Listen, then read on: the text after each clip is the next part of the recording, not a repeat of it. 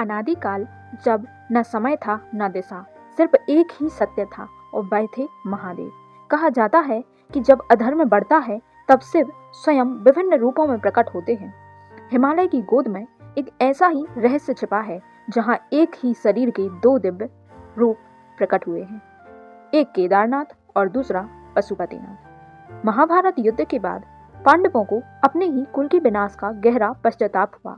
महाभारत के भीषण युद्ध के पश्चात पांडवों के मन में ग्लानि उत्पन्न हुई, उनके मन में पश्चाताप उत्पन्न हुआ। उन्होंने अपने ही बंधु बांधवों का वध किया था, उन्हें पाप से मुक्ति चाहिए थी। ऋषियों ने कहा, तुम भगवान शिव की शरण में जाओ, वही तुम्हें पाप से मुक्त कर सकते हैं।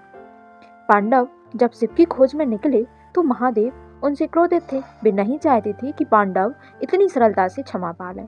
शिव हिमालय में जाकर एक विशाल बैल के रूप में छिप गए। पांडवों को ज्ञात हुआ कि शिव बैल के रूप में विचरण कर रहे हैं। भीम ने एक विशाल रूप धारण किया और दो पर्वतों के बीच खड़े हो गए। जब बैल वहां से निकलने लगा, भीम ने उसे पकड़ने का प्रयास किया। तभी वह बैल धरती में समाने लगा। भीम ने उसकी पीठ पकड़ ली और वही स्थान आज केदारनाथ कहलाता है। यही बना 12 ज्योतिर्लिंगों में से एक दिव्य धाम। यहाँ शिव तप, त्याग और प्रायश्चित के रूप में विराजमान है। कठोर हिमपात, बर्फीली हवाएं, फिर भी करोड़ों भक्त हर वर्ष यहाँ पहुँचते हैं, क्योंकि यहाँ शिव केवल देव नहीं बल्कि मोक्षदाता हैं।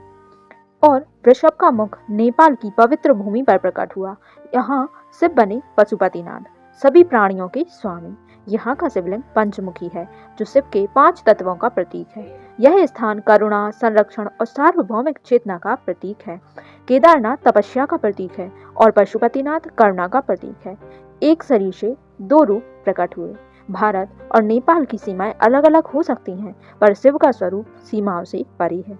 अगर आप केदारनाथ जाते हैं तो तप का अनुभव करते हैं, अगर आप पशुपतिनाथ जाते हैं तो करुणा का अनुभव करते हैं, और यदि दोनों का दर्शन कर लें तो समझिए आपने शिव के संपूर्ण स्वरूप का स्पर्श कर लिया। 12 ज्योतिर्लिंगों में सबसे दुर्गम और पवित्र माना जाता है। यहाँ पहुँचने के लिए भक्तों को कठिन यात्रा करनी पड़ती है। शायद यही कठिनाई आत्मा को शुद्ध करती है। केदारनाथ में सन 2013 में भीषण बाढ़ आई, चारों ओर विनाश हुआ, किंतु आश्चर्य की बात यह थी कि मंदिर अडिग खड़ा रहा, मानो स्वयं महादेव ने अपने धाम की रक्षा की हो। केदारनाथ हमें सिखाता है कि सच्चा प्रायश्चित और समर्पण ईश्वर तक अवश्य पहुंचता है। हिमालय की गोद में विराजमान यह ज्योतिर्लिंग आज भी साधना और क्षमा का प्रतीक है। हर हर महादेव।